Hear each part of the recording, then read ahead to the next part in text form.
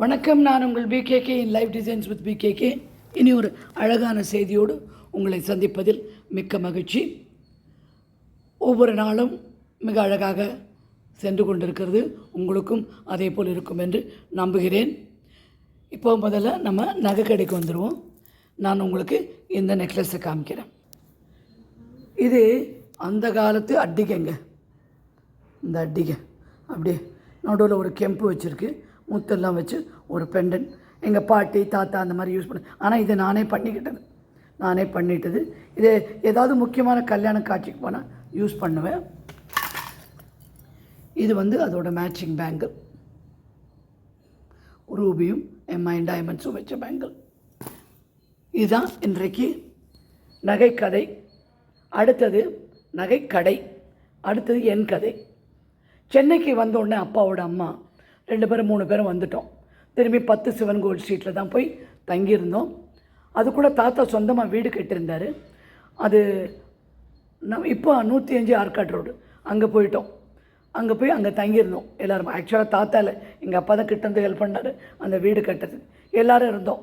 அப்போ திடீர்னு அம்மா சரோஜா பாலிகாவில் வேலை செஞ்சு பெசன்ட் அருண்டேல் அப்படின்னு ஒரு ஸ்கூலில் போய் வேலை செஞ்சாங்க, டி நகரில். உடனே அம்மாவுக்கு ஒரு ஐடியா அவங்க ஒரு வீடு எடுத்து ஸ்கூல் நடத்தினாங்க. அம்மா சொன்னாங்க, நாமளும் ஒரு ஸ்கூல் ஆரம்பிப்போம் அப்படின்னு சொல்லிட்டு. அப்புறம் டி நகர் கணேஷ் காஃபி அப்படின்னு ஒன்று இருக்குது. டி நகர் அந்த காலத்தில் ரொம்ப ஃபேமஸ். அவங்களோட வீடு வெங்கட் நாராயண் ரோடு, 17 வெங்கட் நாராயண் ரோடு அதோட நம்பர். அங்கே போய் அந்த இடத்த பார்த்து பிடிச்சி, பெரிய ஸ்பேஸ், ஒரு சின்ன பில்டிங் சுற்றியும் ஸ்பேஸு. அங்கேருந்து அந்த ஓனரை போய் பார்த்து அம்மா பேசி 1500 ரூபா வாடகைக்கு தன்னுடைய கழுத்தில் போடுற ஒரு பெரிய நெக்லஸை அடகு வச்சுட்டு 5 மாதம் அட்வான்ஸை கொடுத்து மீதி காசு எடுத்துகிட்டு வந்தாங்க. நிறைய அதுக்கப்புறம் அப்பா கொஞ்சம் உடம்பு தேறினோன்னு அப்பா என்ன பண்ணார், ஆளுங்கள்லாம் ஃப்ரெண்டு பிடிச்சி நிறைய இது பண்ணிட்டார். கடன் வாங்கி 2 சைடும் ஷெட்டு கட்டினார். கையில் இருந்த காசை வைத்து பிட் நோட்டீஸ். அப்புறம் ஆந்திராவில் சின்னதாக 2 அட்வர்டைஸ்மெண்ட் கொடுத்தோம். ஹாஸ்டல் வசதியோடு ஸ்கூல் இருக்குது அப்படின்னு சொல்லிட்டு. எல்கேஜி டு 5th ஸ்டாண்டர்ட் அங்கே ஆரம்பித்தோம். ஷைன் விளாங்கனி சீனியர் செகண்டரி ஸ்கூலின் ஆரம்ப புள்ளி அங்கேருந்து தான் ஆரம்பிச்சது. நாளைக்கு மீதி கதையை சொல்கிறேன். நம்மளுடைய டாப்பிக்கு வரும். என்ன அப்படின்னா, இந்த தடவை உங்களுக்கு வாட்டர் டெக்னிக் பற்றி சொல்ல போகிறேன். தண்ணியினால் நமக்கு ஏற்படும் விஷயங்கள். நமக்கு வெற்றிக்கு எந்த விதமான சிறந்த தகுதியே வேண்டாம். ஒரே ஒரு விஷயந்தான், மனதில் யாருக்கும் தீங்கு நினைக்காது, அடுத்தவன் பொருளை அபகரிக்காமல், இதயபூர்வமாக மனசு ஃபுல்லாக இது எனக்கு தேவை அப்படின்னு நினச்சி நாம் ஒரு காரியத்தை எடுத்து அதை செஞ்சோம்னா கண்டிப்பாக அதில் வெற்றி வரும். அப்போ வெற்றி பெறணும் அப்படின்ற பட்சத்தில் அதுக்கு தேவையான தகுதியும் திறனையும் மெதுவாக நமக்கு வரவழைச்சிக்கணும். இன்னொரு விஷயம் என்னென்னா, எந்த காரணத்தை கொண்டும் யாருடைய மோதல் சண்டை வேண்டாம். மோதல் சண்டை அப்படிங்கிறது ஒரு எதிர்மறையான எண்ணம். அந்த எதிர்மறையான எண்ணம் மனசுக்குள்ளே போகும்போது நேர்மறை ஃபுல்லாக. ஒரு சண்டை போட்டோம்னா 2-3 மணி நேரம் அதை பற்றியே தான் நம்ம நினச்சிட்டு இருப்போம். அதனால் வாயை மூடிட்டு நீ இப்படி தான் நான் இப்படி தான் அப்படின்னு சொல்லி கிளம்பி போயிட்டே இருங்க. புரிஞ்சுதா? கொஞ்சம் சுயநலவாதியாக இருங்க. எதுக்கு சுயநலவாதியாக இருக்குன்னு, காலையில் எழுந்த உடனே உங்களை பற்றி நீங்கள் நினைங்க. ஒரு 10 நிமிஷம் மூஞ்சி இப்போ கண்ணாடியில் பார்த்துக்கங்க, முகம் கழுவிக்கங்க, உட்காருங்க, நினைங்க, நான் சந்தோஷமாக இருக்கிறேன், நான் நிம்மதியாக இருக்கிறேன், என் உடல் நலம் நன்றாகவே இருக்கிறது அப்படின்னு நினைங்க.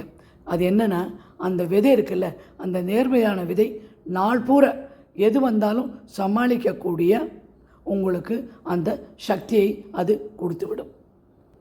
இது யோசனை பண்ணப்புறம் தான் பொதுநலம், குடும்ப நலம், குழந்தைகள் நலம் அப்படின்னு ஒன்றா நீங்கள் பாருங்கள். 2வது, நல்ல ஆடை உடுத்துக்கங்க, பளிச்சுன்னு மூஞ்சியை வச்சுக்கோங்க. இதெல்லாம் நேர்மறையான விஷயங்கள் நமக்கு நடக்கிறதுக்குள்ள அடையாளம். பாப் ப்ராக்டர்னு சொல்லிட்டு ஒரு உளவியல் இந்த மேனிஃபெஸ்டேஷனில் சொல்லிக் கொடுக்க. அவர் என்ன சொல்கிறாருன்னா, பிரபஞ்சம் உங்களுக்கு நேர்மறையான விஷயங்கள் செய்யணும் அப்படின்னா நீங்கள் முதல்ல உங்களுடைய சுயம், உங்களுடைய மனநலம், உடல்நலம், அழகு எல்லாவற்றையும் பேண வேண்டும். உங்களை பற்றி தாழ்வாக நீங்கள் நினைக்கவே கூடாது. நீங்கள் உயர்ந்தவர், உங்கள் நிலையில் நீங்கள் உயர்ந்தவர், எல்லாவற்றிலும் உயர்ந்தவர் அப்படின்னு எண்ணம் வேணும். அப்படி எண்ணம் வரும்போது ஆட்டோமேட்டிக்காக ஒரு ஸ்மைல், ஒரு சந்தோஷம். ஏன்னா ஒவ்வொரு குடும்ப தலைவனும் தலைவியும் ஆட்களும் இந்த மானிட பிறப்பில் என்னெல்லாம் பண்ணுறோம், எவ்வளோ விஷயங்கள் பண்ணிகிட்ருக்கோம், அதெல்லாம் சாத்தியமாகுதில்லை. அதனால் நீங்கள் ஒரு அரிய மனித இனம். இன்னொரு விஷயம் என்னென்னா, நீங்கள் ஒரு கோடு ஒன்று ரவுண்டாக போட்டு இதுதான் என்னால் முடியும், இதுக்கு மேலே என்னால் முடியாது அப்படின்னு நினச்சிக்கவே முடியாது. உங்களால் ஆகாத காரியமே கிடையாது. ஏன்னா நீங்கள் இறைவனின் மறு பிரதிபலிப்பு. பிரபஞ்சம் உங்களுள் அடங்கி இருக்கிறது. உங்களுக்கு அசாத்திய சக்தி உண்டு, எல்லாம் செய்யக்கூடிய வல்லமை உண்டு. இதை நீங்கள் நம்பணும். இந்த டிஎன்பிஎஸ்சி, யூபிஎஸ்சி எக்ஸாம் இதெல்லாம் 14ஆம் தேதி வருது, நாளன்னைக்கு வருது. நீங்கள்லாம் தைரியமாக நான் என் டிஎன்பிஎஸ்சி எக்ஸாமில் பரீட்சையில் தேறி வேலை பெற்றுவிட்டேன் அப்படின்னு எழுதுங்க. இப்போ டைம் இருக்காது. அட்லீஸ்ட் 21 தடவை காலையில் எழுந்தோடனே நீங்கள் எழுதுங்க. விஷுவலைஸ் பண்ணுங்கள். நான் இந்த வேலைக்கு கிடச்சிச்சு, நான் நல்லா இருக்கேன், எக்ஸாம் நல்லா எழுதினேன், இன்டர்வியூ போனேன், முடிஞ்சுது அப்படின்னு சொல்லிட்டு விஷுவலைஸ் பண்ணி இது 21 தினம் எக்ஸாமினேஷன் காலையில் கூட எழுந்து ஒரு தினம் முடிச்சிருங்க. நீங்கள் கட்டாயமாக இதை வின் பண்ணுவீங்க.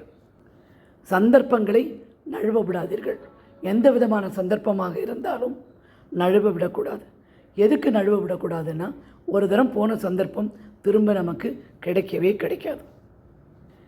எழுந்தவுடன் ஒரு இன்டென்ஷன், அதாவது இன்றைக்கி இந்த மாதிரி ஒரு நல்ல விஷயம் நான் செஞ்சு முடிப்பேன், இது எனக்கு நடக்கணும், இது எனக்கு முடியும், இன்றைக்கி நான் இந்த வேலையை முடிச்சிடுவேன், இந்த விஷயம் எனக்கு நடந்துடும் அப்படின்னு சொல்லி இன்டென்ஷன் செட் பண்ணி அதை எழுதுங்க. இன்டென்ஷன், நான் இன்றைக்கி ஒரு இன்டென்ஷன் எழுதினேன். என்னென்ன, thank you universe, I've done this today now அப்படின்னு சொல்லி எழுதிட்டேன். 55 தினம் எழுதி விட்டுட்டேன் நான். அதோடு சரி. அந்த இன்டென்ஷன் தினம் ஒரு இன்டென்ஷன் செட் பண்ணும்போது, தினம் அதே இன்டென்ஷனையே செட் பண்ணும்போது உங்களுக்கு கண்டிப்பாக நடக்கும். ஏன்னா மேனிஃபெஸ்ட் பண்ணி எல்லாம் பண்ணுறதை விட, இது வேணும், பணம் வேணும் சொல்கிறத விட, பணம் எதுக்காக வேணும் அப்படின்னு சொன்னீங்கன்னா அது நடந்துடும். சொத்து வேணும் சொல்கிறத விட, சொத்து எதுக்காக வேணும், என்னுடைய பிறப்புரிமை, என்னுடைய சொத்து, இது எனக்கு வேணுங்கிறத விட அப்படின்னு சொல்ல, இந்த சொத்து எனக்கு இப்போது கிடைத்து விட்டது, இப்போதே கிடைத்து விட்டு அப்படின்னு இன்டென்ஷன் செட் பண்ணுங்கள்.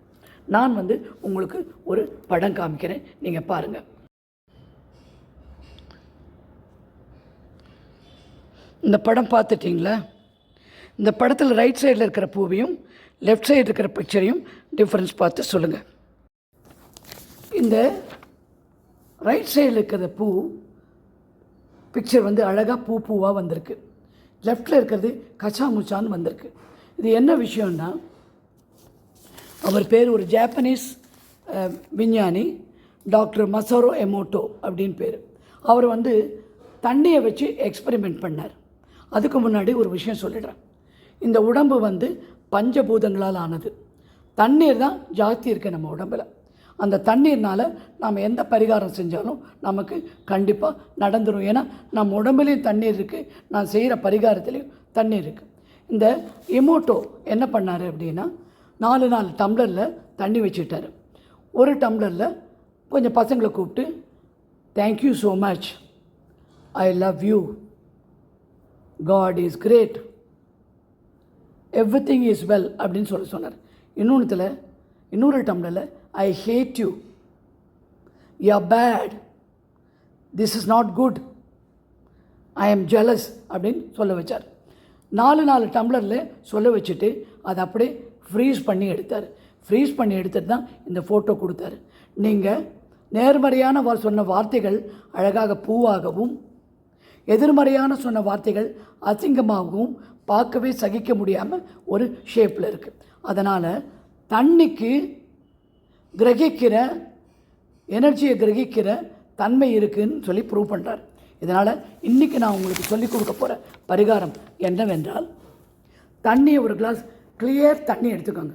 ஒரே ஒரு இன்டென்ஷன் செட் பண்ணிக்கோங்க.